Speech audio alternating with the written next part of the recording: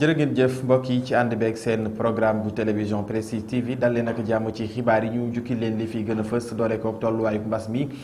tey jile ci àllarba gi ci limuk junni ak juróom-benni téeméer ak juróom-benn fukk ak juróom-benn ci test yu ñu amal foofee ca makkaanu jëruñ ju ñu dénk wàllu wér-gu-yaram juróom-benn fukk ak benn ñoo amee jàngoro ji di Covid 19 daañu ci dikkaat na mu gën a yaatoo ci biir xibaar yi tournée économie bi njiitu réew mi président Macky Sall doon amal ginnaaw bi mu bàyyeekoo Kaffrine Tambacounda ak Kédougou wàccoon nag foofee ca diwaanu Kaolack amal ab tukkib nemmeeku ci aéroport ba nga xam ne moom la ñuy tabax foofee ca kawoon lam ci yëkkati ay kàddu daa ngeen ko dégg ci biir xibaar yi lii nag daañu ci toftal coowal Boy Djiné ginnaaw bi nga xam ne rek daal dinay bàyyeekoo foofee ca Cap Manuel bañ ko tëjoon lu ni mel nag tax na ay daan mujj na jógee ci ki nga xam ne moom la ñu dénk wàllu justice lu ni mel daañu dikkaat gën ko faram-fàcce ci xibaar yi mbokk yi su ngeen taaxirloo tuuti ñu dikk ak yéen mu ngoog mbégte la ñuy am saa su ne ànd ak yéen ci seen programme bu télévision Prestige TV ginnaaw bu ñu leen nuyoo am mbégte bu baax a baax dellusiwaat ci li gën a fës ci ponk xibaar yi nu ñu ko dooree tolluwaayu mbas mi lu tollook junni ak juróom-benn téeméer ak juróom-ñett fukk ak juróom-benn ci test yu ñu amal juróom-benn fukk ak benn ñoo te dellusi amee jàngoro yi Covid 19 lu tollook ñeent fukk ak juróom ñu wàll leen jàngoro ji te xamuñu fu ñu ko jëlee lu ni mel nag tukkee foofee ca makkaanu jëwriñ ju ñu dénk wàllu wër-gi-yaram di Abdoulaye Diouf Sarr ni ñu ko junjee ci ponk xibaar yi lu ñeel tournée économie bi njiitu réew mi président Macky Sall doon amal foofee ca diwaanu sud ginnaaw ba mu bàyyeekoo ca Tambacounda Kaffrine ak Kédougou wàcc ci Kaolack doon nag amal ak visite ci li nga xam ne rek moo di aéroport ba ñuy tabax foofee ca kawoon mu yëkkati ay kàddu daal di nag dalal ñi nga xam ne rek ay impacté lañ foofee ngir lu jëm ci seen ay impense ñu fas yéene leen ko delloo mu yëkkati ay kàddu daal di koy dénk Mamadou Ndione ñu teewlu ko. Avec un événement majeur au niveau de la communauté de Medina Baye. xam ngeen ne Medina Baye dëkk bu mag la ndax gis ngeen ne gàmmu bu jot ay nit ñu takku ñooy faral di ñëw ci dëkk bi ngir amal fa ay gàmmu ñu bari sax dañuy faral di jóge yeneen réew yi ngir mën a ñëw rekk bokk ci gàmmu gi mu nekk nag loo xam ne jaadu na ñu daldi amal la jëm nag ci extension maanaam yokk aéroport bu kawoon loolu nag moo tax ba ñu def ni mel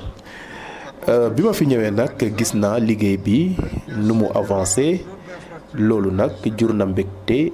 bu mag ci man ndax lii nekk na loo xam ne lañu bëgg defar aéroport bi ba ay avion yu mag ak yu ndaw di ci mën a wàcc loolu nekk na loo xam ne liggéey bi jamono yi yu mu tollu wone na ko waaye nag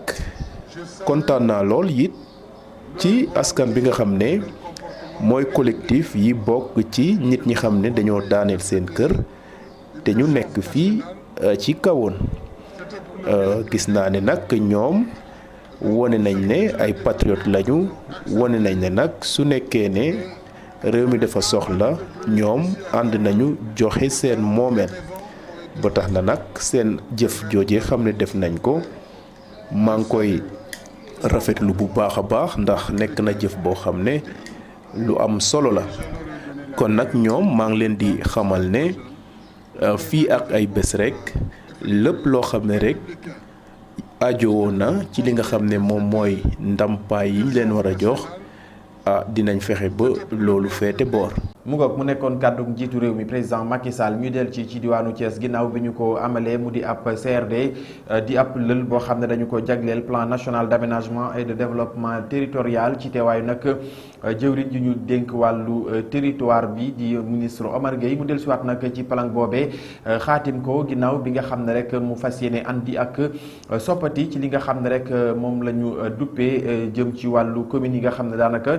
kenn xamul commune bu nekk fa mu yem lu nu mel nag dana gën a yombal liggéey bi ci jëm ci wàllu boobee mu daal di ci boole sax benn logiciel bu ñu duppee lii di visa de localisation yëkkati ay kàddu daal di koy dénk Cheikh Fall ñu teewlu.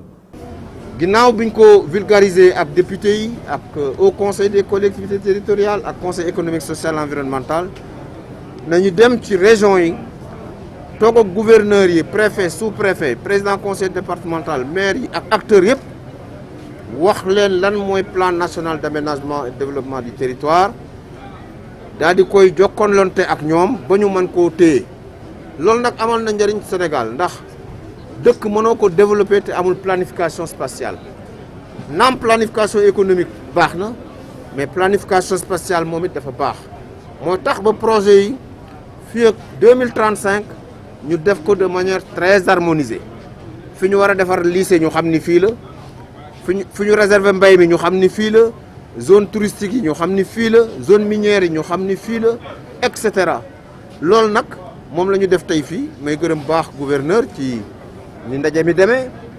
maire yëpp ñëw nañu président conseil départemental acteurs territoriaux yëpp ñëw nañu ba échanger nañu te xam nañ ni à partir de maintenant plan bi day appliqué wu fii ci région de Thiès te loolu njariñ lay doon pour waa région de Thiès. problème limite yi wax nañ ko loolu defe naa yàgg na Sénégal sax mais président Macky Sall sant nañu à travers l'ANAT pour que ñu liggéey ci ANAT liggéey na ci depuis quelques années pare na léegi limite entre collectivités dootul doon guy gi jaar fii romb Daxaar gële romb ci déeg bële waaw bu guy gi demee nag bu Daxaar bi buñ ko goree nag waaw bu déeg bi léegi ndox nekkatu fa noo xamee limites yi moo tax ñu jël ay limites yoo xam ni mooy la ñuy wax coordonnées x y et de manière précise léegi mën naa leen wax ni xam nañu limite communes yi fi ñu commencé ak fu ñu. mu ngoog mu nekkoon le ministre Omar Gueye ñu dellusiwaat wax ci leneen ak beneen kuréel boo xam ne lii di forum civil moom moo ko daal di amale mu jëm nag ci projet boo xam ne justice fiscalité ci réewum Sénégal jëm nag ci wàllu ressources minières lu mel nag ñu daal di ci tàggat ñu di tuddee léegi les élus locaux ngir rek ñu gën a xam naka la projet boobee tëddee kii nga xam ne rek moo di Birahim Seck ma jiite forum civil yëkkati na ay kaddu daal di koy dénk Moussa Mbaye ñu teewlu ko. mais boo xoolee souvent. collecte locale dañuy am difficulté ak communauté yi pour collecter xaalis boobu noonu ñu ne nag tey comme Thiès moom moo nekk première région minière du Sénégal dafay jaadu ñu ñëw d'abord buntu bi mooy le conseil départemental di jaajëfal également le conseil départemental représenté aujourd'hui par son secrétaire général waxtaan ak ñoom mais également jaajëfal maire yi nga xam ne yëpp ñëw nañ ci rencontre tey bi bu ko mel ne Alelo le maire également de Tivaouane le représentant également des maires de Mboro, de Darou Khoudoss, de Ngoundiane, etc. Donc, il y a pas mal de maires yoo xam ne ñëw nañ tey ak les conseillers départementaux pour déglu également les communautés qui sont impactées mu nekk jigéen comme mu nekk également góor. Donc, comme impact bi ci wàllu environnement ci wàllu social mais également moyens yoo xam ne collectivité locale dañ ko soxla pour faire face également au développement amuñu ko ñu ne leen pourtant day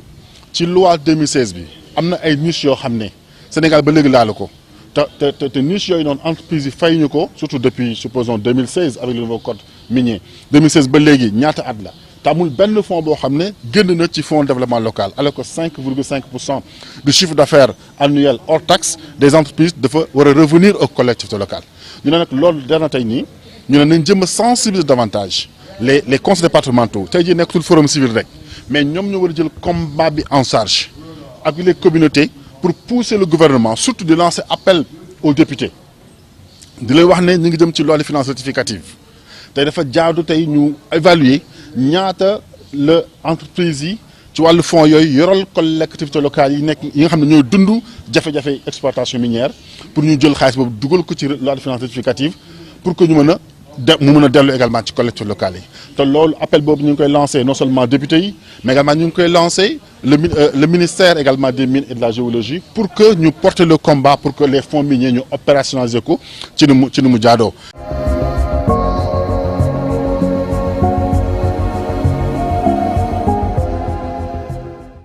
mu nga mbokk yi ñu tàbbi ci xibaar yi ñeel biir réew mi ni ñu ko junjee ci ponk xibaar yi coowal Boy Djiné bokk ca la ca gën a fës ginnaaw bi nga xam ne rek dafa daal di rëcc ci kaso jëwriñ ji ñu dégg nag wàllu justice daal dinay jël ay dogal yu am solo leeral ñu ànd ceeg Pape Thioune. ñu tàmbalee xibaaru biir réew mi nag ak mbiru Boy Djiné nag ginnaaw bi nga xam ne rëcc na ci prison bu Camp pénal ay daan commencé nañ koo teg ci ndodd ñi nga xam ni ñoo yor kaaraange ak saytu bërëb boobu di prison bu camp pénal ki nga xam ni sax moo nekkoon directeur u prison ba di Baye Allé Konté moom nag dàkk nañu ko ki ko wutu ci bërëb boobu nag di inspecteur Omar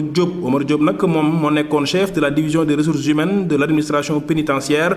waaye ki nga xam ni mooy Malick Sall di garde des Sceaux ministre de la justice wax na nag dinañu def seen kéemtalaay kattan ba ñi nga xam ne ñoo yembol Boy Djiné ba mu rëcc dinañ leen teg ay daan. kii di njiital réew mi nag président Macky Sall ginnaaw lu jëm ci élection locale yi ñu jëm moom nag teel naa artu ñi nga xam ni ñooy ànd ak ñoom moom daal nee na du nangu kenn di dem yow kott dong li mu bëgg daal mooy ñu def ay alliance dem nag ci listu Benno Bokk Yaakaar loolee sax tax na ba ñi nga xam ne ñooy Ligue démocratique di waa LD ñoom ñu woo seen bureau politique daal ni loolu de d'accord nañ ci jox mandat nag ci section yi nga xam ne ñoo nekk seen parti ñu fexe nag ba amal ak ay alliance ak ñi nga xam ne ñooy Benno Bokk Yaakaar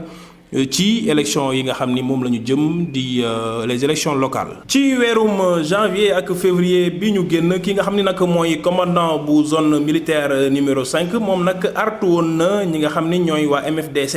ci bi ñuy nangu base bu Badiong ak bu Sikun depuis février bi ñu weesu moom nag waxoon na ni bépp cong boo xam ne amal nañ ko jëmale ko ci askan wi kat moom dafay mel ni da ngeen a déclarer guerre ci loolu nag wax na ni du ñu nangu kenn di ñëw di dal ci kaw askan wi moom itam mu wax ni sax loolu nga xam ne doon nañu ko def opération boobu dimanche nag li taxoon ñu amal ko mooy ginnaaw ak cong goo xam ne amaloon nañ ko semaine bële weesu ñu jëm nag ci ñi nga xam ne ñoo doon ay agent wu eaux et forêt ginnaaw ab patrouille bu ñu doon def di xeex li jëm ci wàllu trafic de bois loolu nag am na sax kenn ku ci ñàkkoon bakkanam. mu ngoog sant ko gërëm ko Pape Thioune mi ñu doon jukkil xibaar yi ñeel biir réew mi xibaar yi ñeel biti réew ñu ànd ceeg Roqaya Mbeng bokk ca la ca gën a fës foofee ca Nigéria ay ndaw yu bëri li nga xam ne rek ay hommes armés ñoo leen teg loxo leeral ñu ànd ceeg Roqaya Mbeng. mbokk yi ñu doon seen xibaaru biti réew ak it ay ñaawteef yoo nga xamante ne am na ci réewu Nigéria ginnaaw ba ñu jëlee ay ndaw yu bari daal leen génne ci bërëb yi ñu nekkoon yóbbu leen feneen fu ñu xamul mu am ci kii dibéer yam ak fanweeri fan ci weeru mai mu mel ni góor ñu bari yoroon ay larme ñoo dugg ci ab l'école boo xam ne école privée la bu ay jullit di jàngee foofee ca région centre nord ba mu mel ni ba tey mënuñoo wax ne xale yooyu toll nañu ci nangam waaye daal jàpp nañ ne bu ñu dendalee rek chiffre bi nga xamante ne jàpp nañ ko toll nañ ci ñaar téeméer yoo xam ne jël leen na ci l'école boobu di Salifu Tanko ci sud bu état bu Niger ginnaaw ba ay l'attaque amoon ci dibéer ja ca ngoon. dellu si que Laurent Gbagbo ci réewu Côte d'Ivoire lu ñuy laam-laamee la mu mel ni ki nga xamante ne moo fa nekkoon njiitu réew war a dellu si waat ni ki ba mu fa gëjee lu toll ci fukki at ginnaaw ba ko CPI daal di waxee ne toppeetuñ ko dara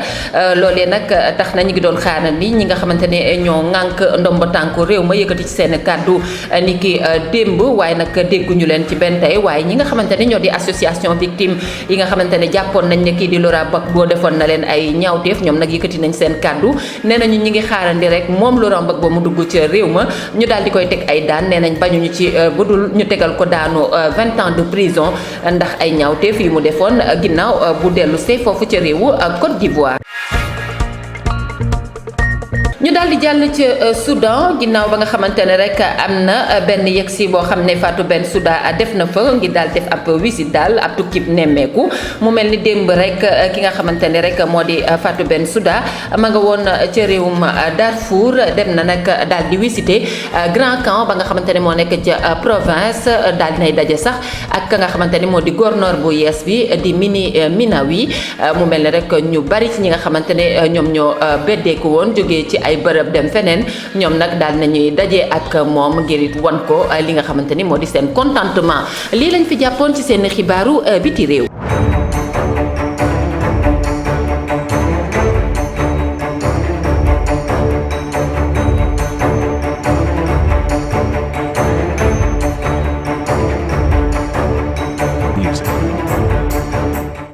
ñu tàbbi ci xibaar ñeel tàggat yaram wax nag ci lu soxal wàllu làmb combat bi fas yéene dox ci diggante Balla Gaye ak B52 bu Mbour beneen bi nag fas yéene dox ci diggante Balla Gaye ak Eumeu Sène ka taxawal loolu di Gaston Mbengue. ñu tàmbali xibaar tàggat yaram yi ak Gaston Mbengue moom nag pareegul ba tey ci tëggu combat yu mag yi niki démb rek la taxawal combat Eumeu Sène Balla Gaye 2 ak Eumeu Sène Bombardier loolu nag mi ngi ko xamle ci jàkkaarloo bi mu amaloon ak taskatu xibaar yi ci teewaayu jëwriñ bu ñu dénk tàggat yaram di Matar Ba combat yooyu nag nekk na ay combat revanche ci Bombardier ak Balla Gaye 2 ndax jiitu écurie Tay Shinga daf leen daan. ñu wax ci football ak Youssoupha Sabaly bi dakkal entraînement yi ak équipe Sénégal bu ñu sukkandikoo ci Aliou Cissé moom latéral bordelais boobu dafa war a dellu France ngir ay raisons personnelles ñu fàttali leen rek ni joueur boobu nga xamante ni waa PSG ñoo ko formé arrêté na bu yàggul dara contrat bi mu amaloon ak clubam. juróom-benni at ci ren bi mu bàyyee Madrid moom Carlo Ancelotti daal dina fa delluwaat. entraîneur italien boobu waa Real Madrid fal nañ ko ñetti at ci bopp équipe boobule mu war a wuutu Zinedine Zidane club bu espagnol boobu daal di nañ ko xamle niki démb lii la leen indiloon ci xibaar yi ñeel tàggat yaram di leen jox dig daje ba beneen yoon incha allah.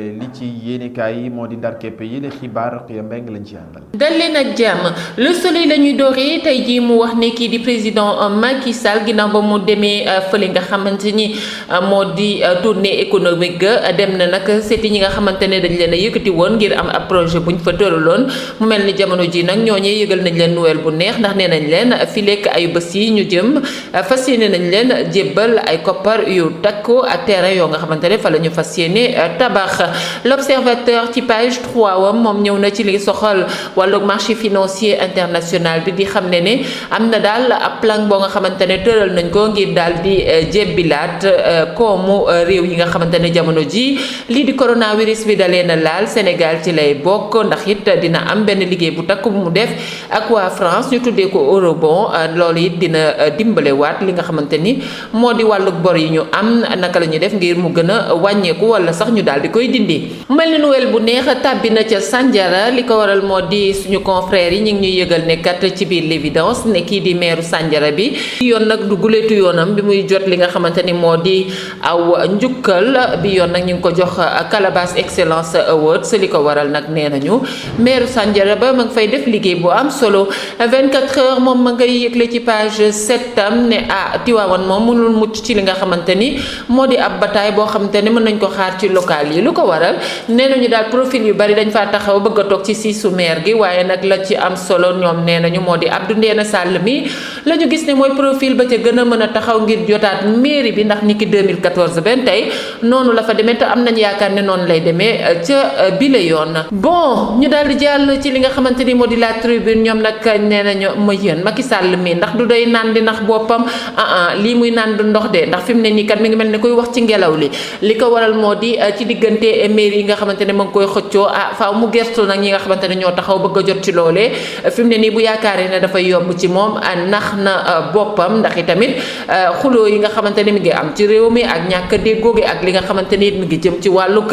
ñaxtu gi askan wi di def est-ce que am nañu yaakaar ne ñoom ñooñu war nañoo jot nu mu gën a yombee ci mairie yi nee nañ loole nag mën nañ koo tuddee réal politique maanaam daal dina mel ni Real Madrid muy dajeeg beneen équipe. ñu daal di jàll ci quotidien ci page 13 mu ñuy xamal ne ginnaaw l'attaque yi nga xamante ne daal ku ne ma ngi ko yëkkati ci activiste yi di ko teg ci derub France terewul réewul France googee dafa fas yéene daal gën a mën a déggoo ak réew yi nga xamante ne ñoom lay liggéeyal rawatina réewu Sénégal nga ni waaw Franck Riester ma ngi koy dëggal na moom ministre bi nga xamante ni moo di ministre français bi nga am koy wàllug njaay meek njënd mi maanaam commerce gi ca France moom daal nee na ak lu mën a xew daal ñun danañu jox loxo kii di Sénégal daal di gën a jokkaloo ak moom ma ne ko lii mbaa jàmm la waaw ñu jàll ci stade rek fa jamono ji nag suñu gaynde yi ña nga foofee di cëpp-cëpp bu baax a baax tàngal seen yaram xool itam nan la ñuy defee liggéey wu wees mu mel ne nag jokkale nañu seen loxo doonu benn say fas yéene nag jëm ci li nga xamante ne moo di seen ñaareelu entraînement nga ñu def démb ca stade Lat Dior mu mel ne bile yoon bañ ca tegee suñuy bët gis nañ ne daal 4-4-3 la ñuy jéem jamono ji ñu toll ñu leen di ñaanal kenn dalu jàmm mbokk yi jaajëfal leen ci ànd beeg seen programme bu télévision Prestige TV lii moo fi gënoon a fës ci xibaar jaajëfal ko moom Ramatoulaye Cissé